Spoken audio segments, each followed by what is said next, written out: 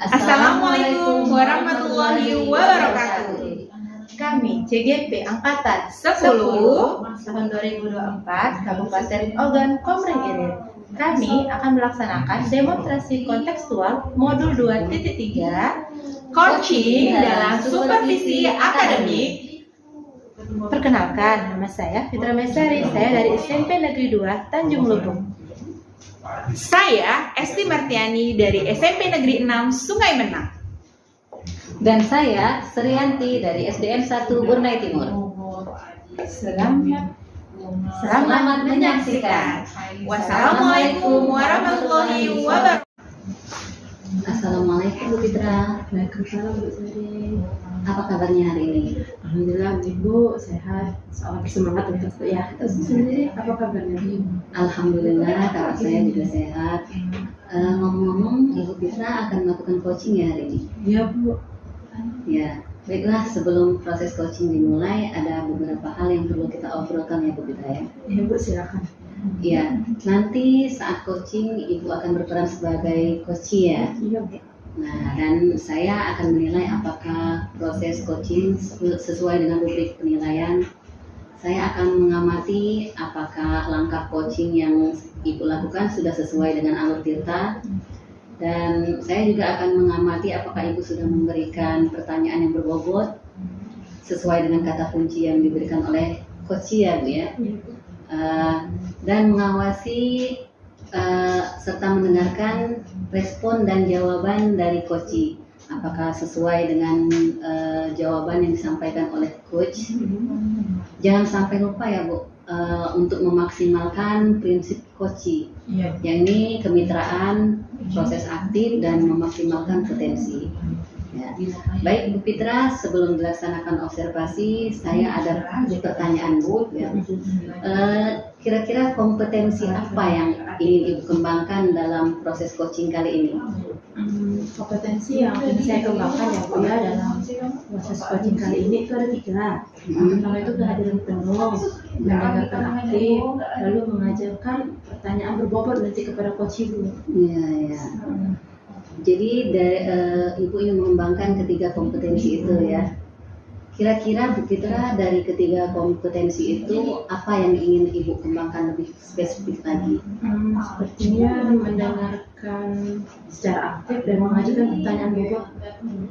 Iya, iya. Kira-kira indikator atau ketercapaian yang diinginkan seperti apa Bu?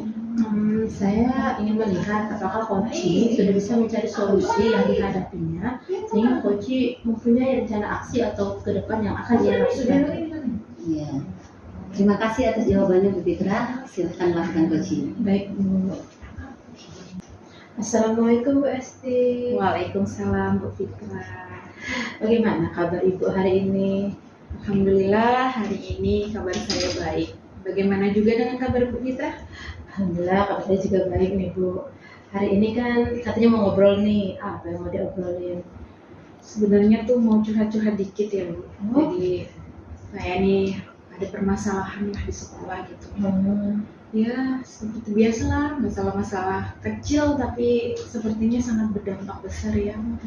Ya tentang komunitas praktisi nih. Jadi dulu kan sudah terbentuk komunitas praktisi di sekolah. Ya sudah cukup baik sih, awalnya sudah aktif, sudah ada program-program yang terprogram. Tapi sekarang sudah mulai vakum. Iya, awal-awalnya tuh semangat sekali guru-guru itu semangat ya, karena kan dapat ilmu. Tapi lama-lama lesu mereka, ya. Jadi mereka tuh malas gitu. Kadang misalnya kita jadwalnya kan kita 2 bulan sekali kita ngadakan komunitas praktisi. Sudah jadwalnya, ya macam-macam alasannya. Ada yang keluar kota, ada yang ada arisan segala macam lah. Jadi kadang mereka, ya tahu-tahu nggak masuk seperti itu kan. Jadinya kan yang sebagai pengurus ini kan kita bingung ya, kita harus apa gitu yang harus diperbuat gitu untuk mengaktifkan lagi itu yang selama ini masih jadi pikiran lah Bu. Iya. Jadi di sini kita mau ngomongin soal komunitas praktisi di sekolah Ibu ya. Vakum tadi Bu ya, tidak anggotanya sudah pada tidak antusias lagi untuk diajak di sana. Sudah lesu mereka. Kalau ngobrol juga udah nggak matching dengan tema kombel kita, Bu, ya? Iya seperti itu memang. Kita lagi ada yang mengeluarkan materi di belakang ngobrol asik sendiri. Kadang itulah pokoknya sudah mulai lesu lah ibaratnya. Iya, jadi ada mana dari sekolah memang ada tuntutan juga, Bu, ya? Iya, jadi sekolah kami ini sekolah penggerak ya. Jadi sekolah penggerak itu kan otomatis diminta guru-gurunya untuk aktif di komunitas praktisi ya. Jadi selalu diminta laporan perkembangan komunitas praktisi. Tapi ya itu kembali lagi karena vakum. Jadi kadang bingung laporannya tuh sampai bingung apa yang mau dilaporkan. Ya seadanya aja lah kadang dibuat seadanya gitu. Jadi dari sekolah ada tuntutan, Bu, ya, teman-teman nggak aktif. Iya. Oke, Bu, ya, waktu kita kan terbatas nih, Bu, ya. Jadi nanti di akhir setelah kita ngobrol-ngobrol, Ibu pengennya dapat apa sih, Bu? Ya, intinya saya ini kepinginnya dapat solusi ya. Dari apa unek-unek atau permasalahan yang saya hadapi gitu. Saya pengennya dapat solusi lah. Bagaimana sih caranya bisa menggerakkan kembali teman-teman di komunitas praktisi itu. Jadi Ibu pengen kawan-kawan Ibu aktif ya, bergerak lagi dalam komunitas praktisi di sekolah ya, Bu, ya? Iya, jadi saya ingin teman-teman aktif di komunitas praktisi, bisa meluangkan waktunya ya, membahas ya kan yang kita bahas itu kan banyak sekali ya tentang permasalahan di sekolah. Kita juga berbagi praktik baik, bagaimana kita menyusun administrasi di kelas, kemudian kita juga belajar tentang perkembangan teknologi ini kan semakin canggih kan, seperti itu ya. Jadi saya kepengennya mereka itu aktif lagi ya, semangat lagi ya. Jangan malah sudah lesu-lesu begitu kumpul yang dibahas beda kadang seperti itu. Iya.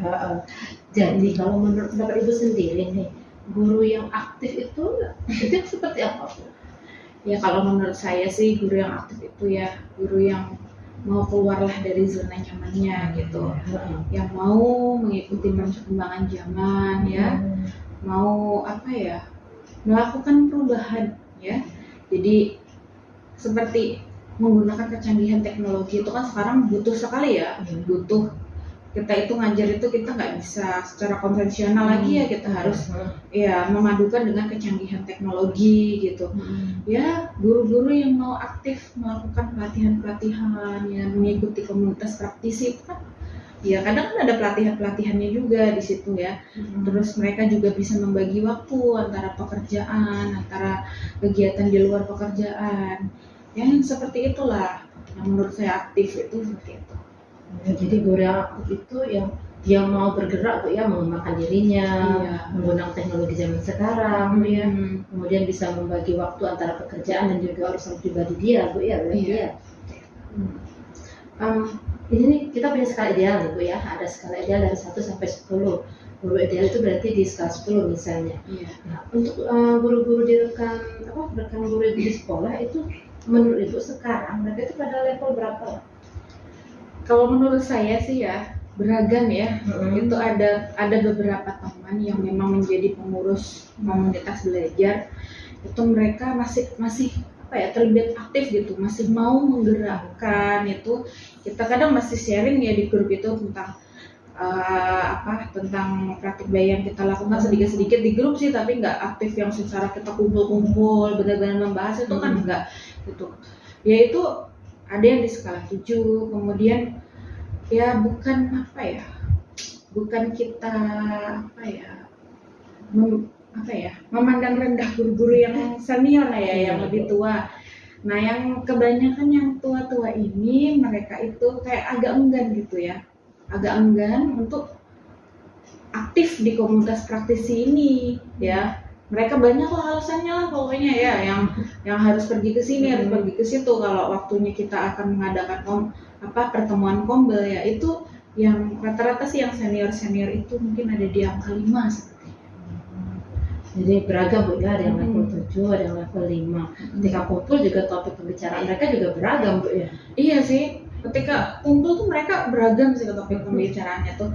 Tapi yang saya sayangkan gitu ya, ketika kumpul-kumpul yang dibicarakan itu masih tentang apa ya, lebih ke keluarga, lebih ya kita nggak apa-apa sih urusan pribadi kita sesekali ya, cuma kita juga harusnya kan sedikit-sedikit lah gitu ada, kita kan masalah belajar kita nggak mungkin nggak ada permasalahan, nggak mungkin juga kita nggak pernah melakukan hal yang baik yang menyenangkan yang kita bisa bagikan ke orang lain.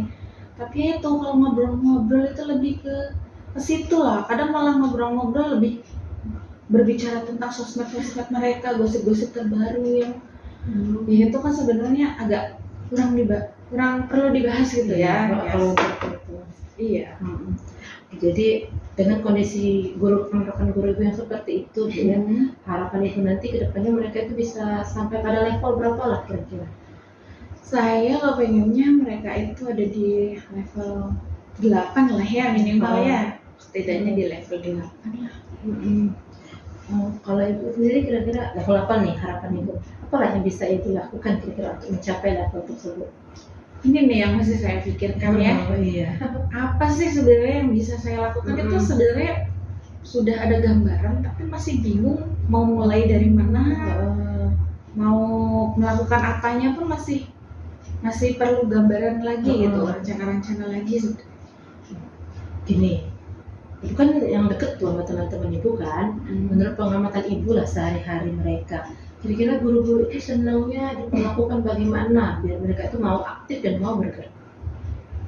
Sebenarnya kan apa ya, kita tuh butuh waktu ya untuk ngobrol gitu, untuk bantu mereka mencari jalan keluar, mencari penyelesaian masalah ya.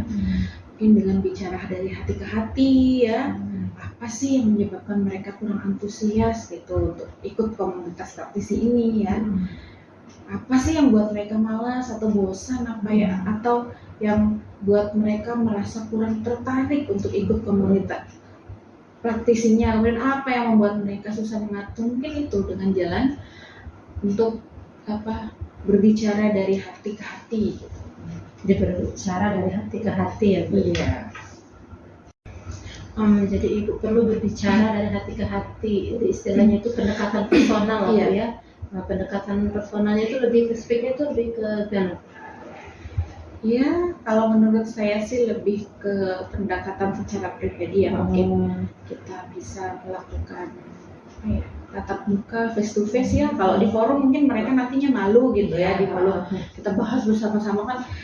Mereka mungkin malu kan mau mengungkapkan apa sih yang jadi kendala-kendala mereka gitu. Jadi mungkin bisa dengan cara face to face ya, ketemu langsung. Jadi mereka mungkin nanti bisa lebih nyaman, lebih terbuka untuk bercerita. Jadi caranya untuk melakukan pendekatan personal itu dengan face to face ya Bu ya. Kemungkinannya Bu untuk melakukan itu, menurut Ibu sendiri apa yang Ibu perlukan, yang Ibu butuhkan?